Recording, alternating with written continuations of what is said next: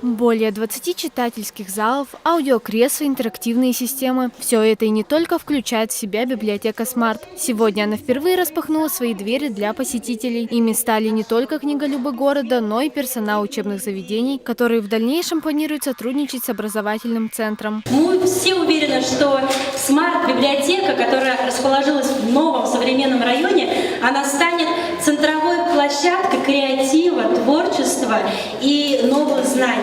И объединит абсолютно все наше население, и детей, и взрослых.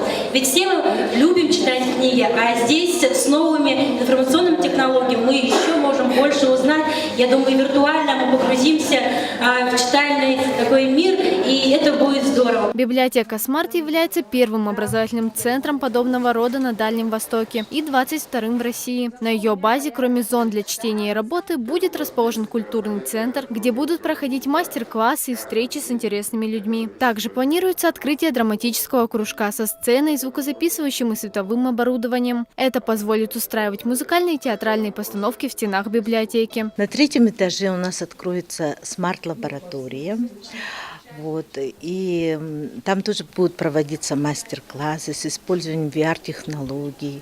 У нас будет 3D-принтер, 3D-сканер. То есть все передовые технологии будут в нашей библиотеке. Они будут доступны каждому читателю, каждому, кто придет в нашу библиотеку. За регистрацию в честь открытия всем гостям вручили бесплатные читательские билеты. Обслуживание библиотеки построено на бесконтактной технологии, которая позволит самостоятельно получить и вернуть книгу через терминал. Диана Кулманакова, Константин Корякин, Якутск ТВ.